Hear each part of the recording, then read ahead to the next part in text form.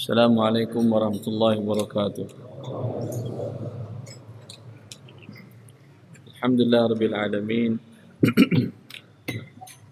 Wa bihi nasta'in. Wa nusalli wa nusallim wa nubarik ala nabiyyina Muhammadin wa ala alihi wa sahbihi wa man ihtada bihadihi wa istanna bisunnatihi ila yaumiddin wa ba'd. Ikhwani wa akhwati fillah, dalam menempuh kehidupan ini mencari rezeki Allah Subhanahu wa taala, karena ketidaktahuan kita akan syariat Allah dan ketentuan-ketentuan serta kaidah-kaidah yang Allah letakkan, Allah jelaskan dan dijelaskan juga oleh Rasulnya Muhammad sallallahu alaihi wasallam dalam mencari harta. Sering yang terjadi kita terjerembab, jatuh dan terjerumus ke dalam pencarian harta dengan cara yang diharamkan oleh Allah Azza wa Jalla.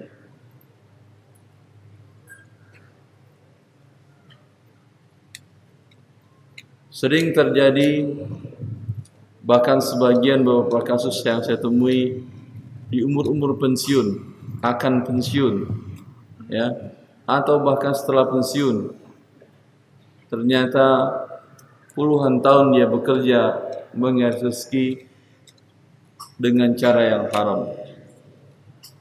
Maka seorang muslim tentu tidak akan bisa bertahan hidup bila dia tahu kondisinya sekarang dalam mencari harta atau profesi pekerjaannya adalah sesuatu yang diharamkan oleh Allah, dia tidak akan berani bertahan. Sampai saya di Pontianak, ada salah seorang ikhwan beritahukan, Ustaz, ini ada teman kita Ustaz. Kenapa beliau? Katanya semenjak mendengar ceramah-ceramah Ustaz di televisi dan di YouTube, 3 hari nggak bisa tidur dia Ustaz. Terus carikan solusinya kalau nggak bisa tidur. Bisa dengan obat penenang solusinya? Pasti tidak bisa. Solusinya adalah tinggalkan yang haram tersebut. Kebanyakan manusia takut dalam hal ini. Dia sudah berada di zona aman selama sekian tahun, sekian bulan, sekian tahun berada di zona aman. Kemudian sekarang mulai meninggalkannya dan mulai merintis dari nol. Ada yang berani? Ada. Itu orang-orang yang takut kepada azab Allah Azza wa Jalla dan orang-orang yang merasakan kondisi jiwanya begitu hancur dan dia ingin mencari cara cerdas untuk selamat dari hal ini. Cara cerdasnya cuma satu, berhenti. Enggak ada cara tikung sana tikung sini kemudian jadi halal, tidak. Berhenti dari yang haram, cari yang halal. Selesai urusannya sudah. Besok tidur dia itu. Enggak perlu minum pil. Kasus yang sama ketika saya di Semarang memberikan tabligh akbar juga dengan tema riba. Moderatornya, saya bukan yang ini moderatornya, dia bercerita sebagai takdim, sebagai prolog. Dia mengatakan ini kasus pembahasan yang saya pernah alami sendiri selama lebih 20 tahun. Saya bekerja di salah satu bank BUMN di Jakarta dan tinggal di Semarang. Level saya sudah sangat tinggi. Tetapi satu yang tak pernah saya tahu menahu, yang mungkin dengan itu Allah menegur saya, setiap saya mau pergi ke kantor, pasti kepala saya merasa sakit dan saya harus minum Panadol. Artinya lebih dari 20 tahun saya telah minum Panadol untuk menghilangkan rasa sakit kepala. Kemudian alhamdulillah ada yang menasihati, jangan-jangan karena profesi kamu di bidang riba ini sakit kepalamu terasa. Dia sudah berobat ratusan juta, tak satu pun dokter yang mampu mengobatinya. Kemudian dia coba ikuti nasihati temannya tersebut. Jangan-jangan iya gara-gara karena saya bekerja di lembaga riba. Dia ajukan resign dan dia pun berhenti dari posisi yang nyaman, zona yang aman itu. Lebih dari 20 juta gaji per bulannya. Lalu dia mengatakan terus terang di hadapan jamaah, ratusan jamaah tersebut, dia mengatakan, alhamdulillah, semenjak hari saya berhenti dari pekerjaan itu sampai sekarang tidak pernah minum Panadol. Ini dia solusi cerdasnya untuk menyelesaikan diri dari zona aman tetapi tidak aman dari siksaan Allah Azza wa Jalla. Karena Allah telah menyatakan dalam Al-Quran, alladzina ya'kuluna riba la yaqumuna illa kama yaqumu alladzi yatakhabbathu asyaitanu minal mas.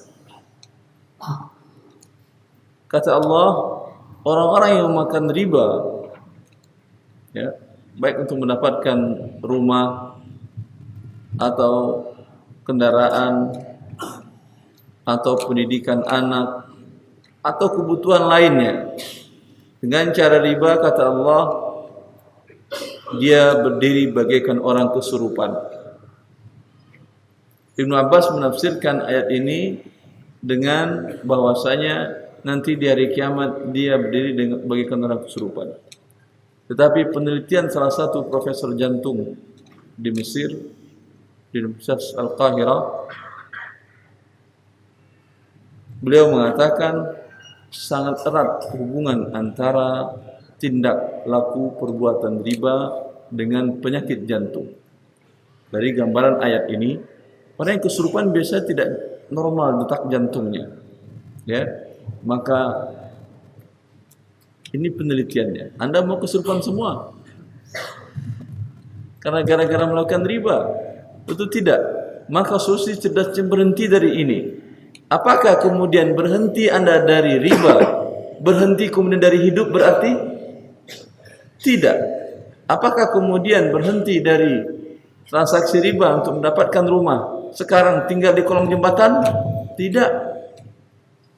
Apakah kemudian berhenti dari melakukan transaksi riba untuk mendapatkan kendaraan roda 2, sekarang Anda punya kendaraan roda 1? Juga tidak. Apa kendaraan roda 1 ini? Wallahu a'lam, aku enggak tahu saya. Yang penting walhasil tidak akan berakhir hidup ini, ya akhi. Tidak akan wafat Anda. Salah seorang yang bertaubat dari riba ini, dari zona aman juga dia, lebih dari 25 per bulan gajinya dia, kemudian dia berhenti, mulai merintis jualan kecil-kecilan hidupnya. Tapi ketika saya tanyakan, apa perasaan Anda dengan kondisi sekarang? Kata dia, memang dari segi finansial Ustaz, kita mesti bersabar. Tapi ada satu sisi dari ruang hati saya dan keluarga dan anak-anak yang tidak bisa dibeli dengan uang. Yang ini yang saya rasakan. Oleh karena itu, saya tanyakan, menyesalkah Anda resign dari posisi puncak di sebuah karir, di sebuah bank riba, hidup dengan apa adanya sekarang dengan mencari rezeki Allah, mulai bisnis dari awal, dagangan kecil-kecilan?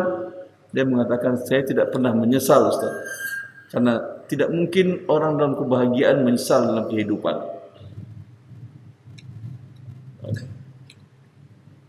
Orang yang menyesal adalah orang yang tidak pernah bertobat dalam hal ini. Dia sudah merasakan tidak nyaman hidup dalam kondisi riba, kemudian dia tidak ambil solusi cerdas, yaitu langsung berhenti dan memulai hidup tawakal kepada Allah dan menggantungkan rezekinya kepada Allah Azza wa Jalla. Orang yang tidak pernah mengambil karena takut segala macam, ya, dia tidak akan pernah sukses dalam hidupnya. Terus selamanya di dunia dia tidak akan merasakan kebahagiaan yang menurut dia tadi dia rasakan. Di akhirat apalagi, Allah sudah menjanjikan untuk mereka neraka. Allah telah mengatakan, وَمَنْ عَادَ فَأُولَٰئِكَ أَصْحَابُ النَّارِ هُمْ فِيهَا خَالِدُونَ. Sebelum ayat ini Allah mengatakan, فَإِنْ لَمْ تَفْعَلُوا fa'dhanu biharbin minallahi wa rasulih. Jika kalian tidak berhenti dari berbuat riba, maka kalian berarti mengumumkan perang melawan Allah. Ibnu Abbas menafsirkan ayat ini, setiap pelaku riba nanti di akhirat Allah berikan pedang. Nih, fulan, pedang, ambil. Baris nih, mari kita adu pedang. Bukan main-main. Bukan pura-pura beradu pedang, tidak. Hah? Anda lawan Allah pakai pedang. Pakai nuklir ente pakai, mati nuklir ente lawan Allah. Apalagi sekarang cuma pakai pedang. Apa kejadiannya? Hancur Anda. Kalaulah Allah Subhanahu wa taala mengutus saja kepada manusia mengaku dirinya gagah dan kuat dan memiliki tentara-tentara yang terkuat di masanya dan sampai sekarang menggunakan kendaraan gajah, Abraha dihancurkan oleh Allah Subhanahu wa taala dengan burung. Burung yang dikirim Allah cuman burung ababil yang dikirim oleh Allah Subhanahu wa taala, hancur dia. Apalagi Anda dengan peralatan perang yang tidak ada, tidak punya kendaraan gajah, juga tidak segagah Abraha, sekarang mau melawan Allah Subhanahu wa taala, berperang seperti yang Allah sendiri yang nantang. Fa illam taf'alu fa'dhanu biharbin minallahi wa rasulih. Jika kalian tidak berhenti dari berbuat riba, ambil solusi cerdas tadi, maka berarti kalian telah melakukan perang melawan Allah dan Rasulnya. Dan dalam ayat yang lain selanjutnya Allah mengatakan, وَمَنْ عَادَ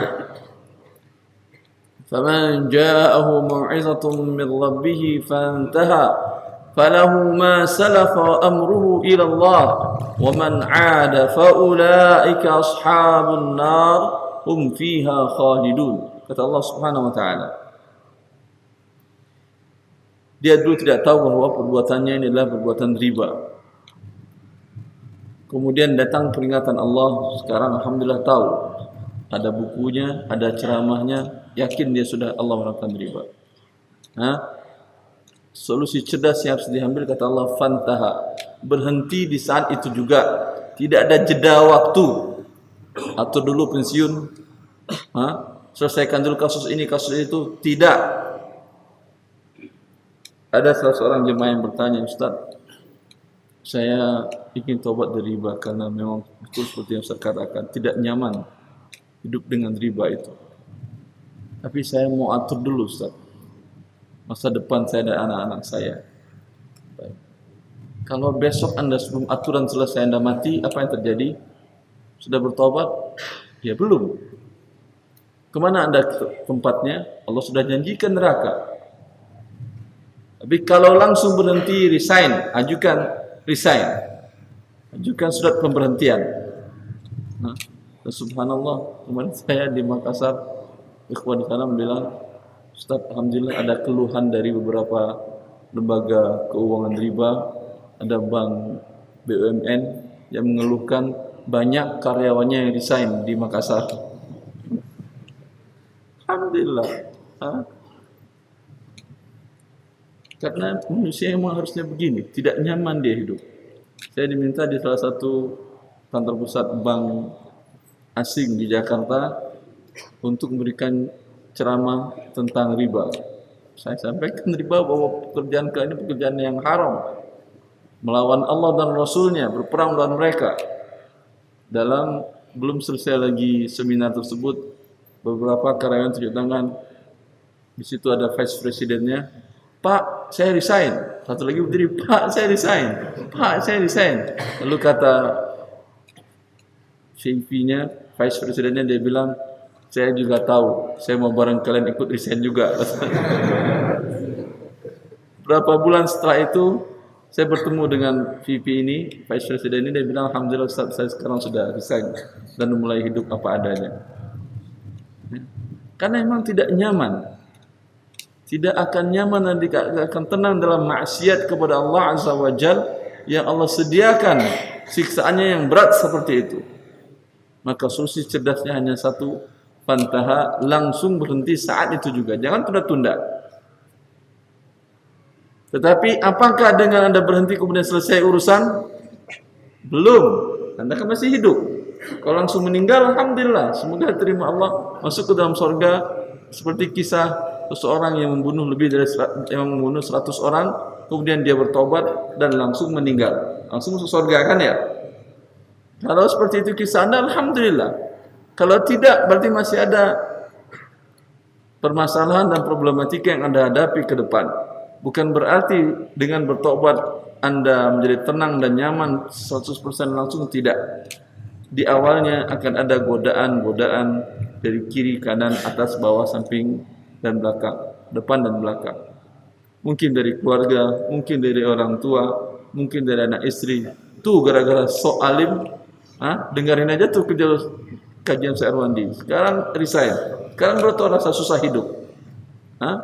Ini bagian daripada kesempurnaan pertobatan Anda kepada Allah. Karena Allah bila mencintai suatu kaum, ibtalahum, pasti akan mendapat ujian dan cobaan. Bukan berarti ketika Anda melakukan perbuatan dicintakan oleh Allah, kemudian bebas dari cobaan, pasti tidak. Butuh perjuangan, butuh kesabaran, dan terus belajar syariat Allah.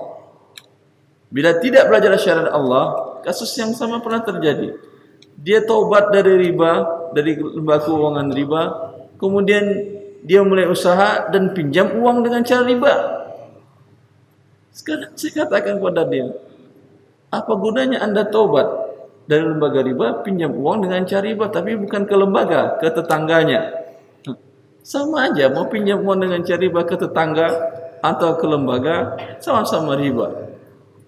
Maka pelajari syariat Allah Subhanahu wa taala. Dengan demikian Anda telah memupuk, membesarkan serta mengembangkan hidayah yang Allah berikan kepada Anda.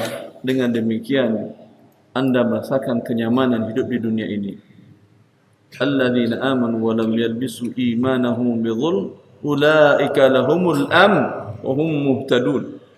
Kata Allah Azza wa Jalla, orang-orang yang beriman dan tidak mencampurkan keimanannya dengan dosa, baik syirik maupun dosa-dosa besar lainnya seperti perbuatan riba, mereka lah yang merasakan kenyamanan hidup di dunia ini sebelum di akhirat.